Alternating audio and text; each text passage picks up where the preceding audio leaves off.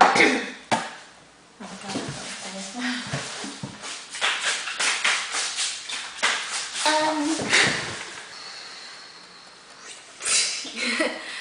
so today we're looking at the Banila Co. It Radiant CC Cushion. I have it in the BP15, which is the pink beige. And I believe they have three blenders, BE10, which is the light beige, and then BE20, which is the honey beige, which is supposed to be...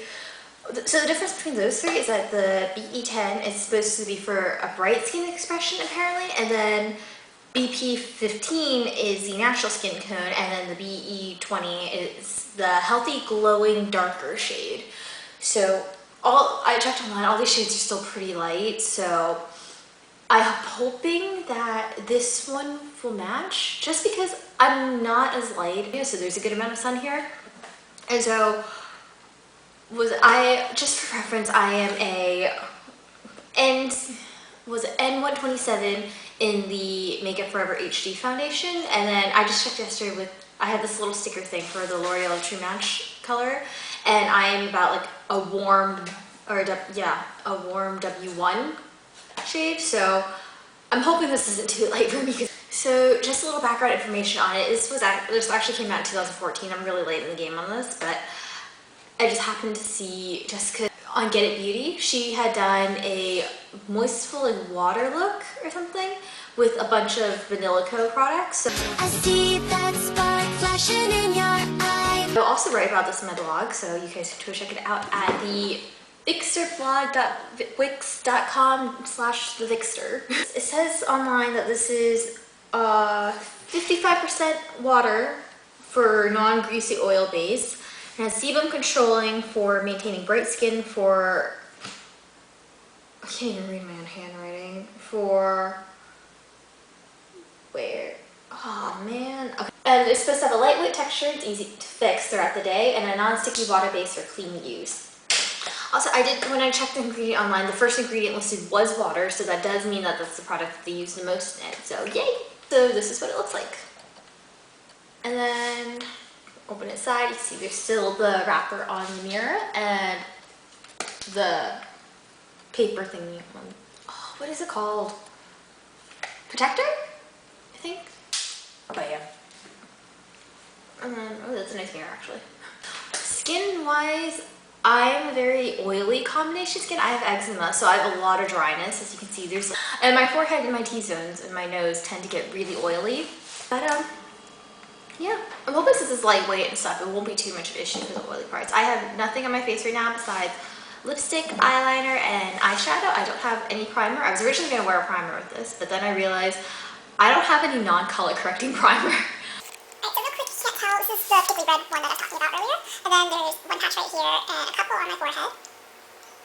And then some scarring over here, a little bit of rash. So what I'm going to do first is I'm going to apply an extra layer of moisturizer.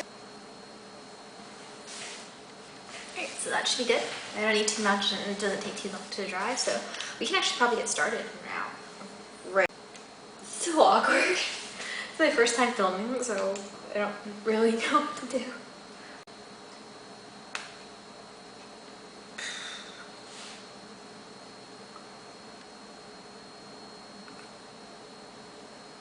Oh, this might be too late. Oh no. I was hoping it wouldn't be. Actually, it is very blendable. You guys see the difference in between my skin color? Like, right now I have it on my cheeks and my T-zone right here, and it's a little bit light. I'm starting to get really worried about that now. I should have only done half the face so you could compare.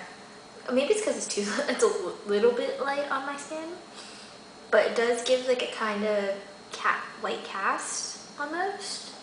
Yeah, now I really wish I hadn't done this whole side.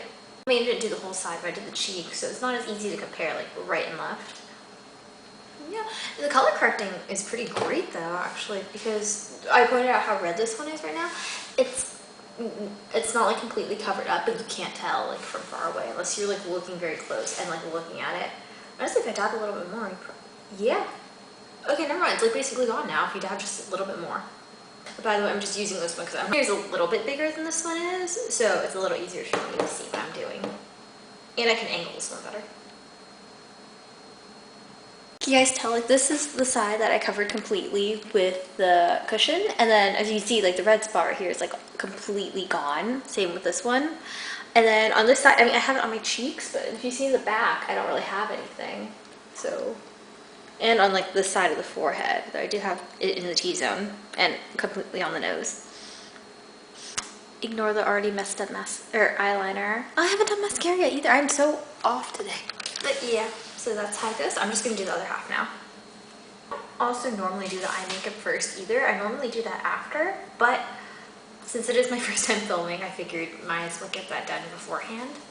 I'm so sorry, I just realized I didn't actually like give you guys close-ups of my face. So, just from here, I mean, I gave you guys close-ups earlier when I was comparing, but you haven't seen the finish. Yeah, so you just blended down my neck, and then on my forehead, just covered everything almost completely. And that's why you can't really tell. It's not like, oh bam, she has like perfect airbrush skin, but it's just like, bam, she has nice skin. But yeah, there it goes. So as for the product itself, I forgot to mention this earlier. It's non-sticky, like I'm touching it right now and I have nothing on my hands from it. So like, I feel like if I rubbed a little bit, yeah. Even if I rub a little bit, it's not really coming off. So that's pretty good.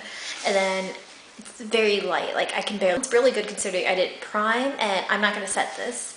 So that's pretty amazing. Like right now I'm touching my oily spots and I mean, I washed my face before this. I washed my face and I did my whole skincare routine just before I did this.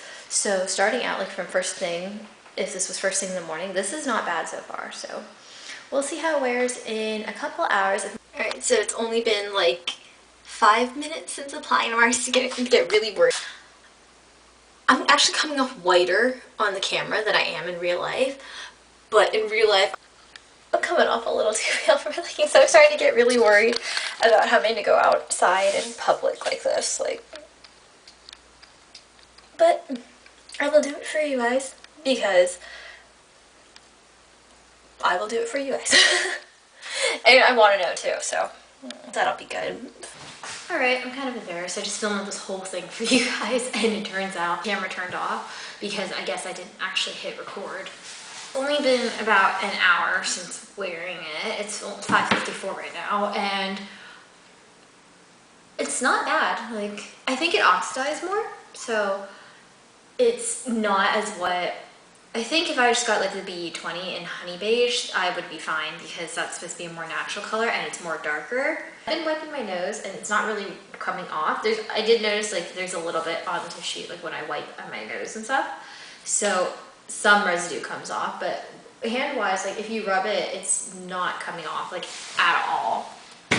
Shit. So that's great. I didn't really notice this earlier. I'll have to go back and look at the pictures, but it is creasing. It actually cut off on me again. I was about to get really mad, but then I realized this time it wasn't the camera itself. And there is a little bit of creasing in my smile lines right here. This side, not so much, but on the side, you can definitely tell it's there.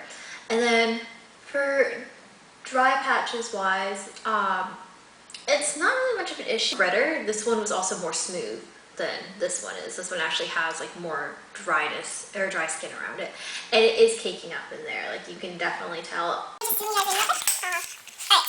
this one is the smile line right here that it is creasing up in. See?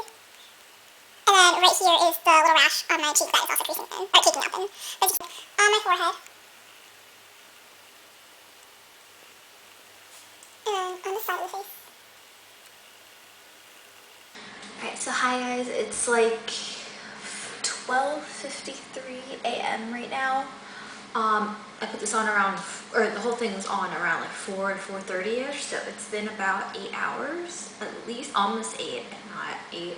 I haven't reapplied it. I'll only put a little bit again on this spot right here just because I figured it had coverage before and this is supposed to be really easy to reapply. So I did, and that was fine. It wasn't too much or anything. It didn't start caking up there.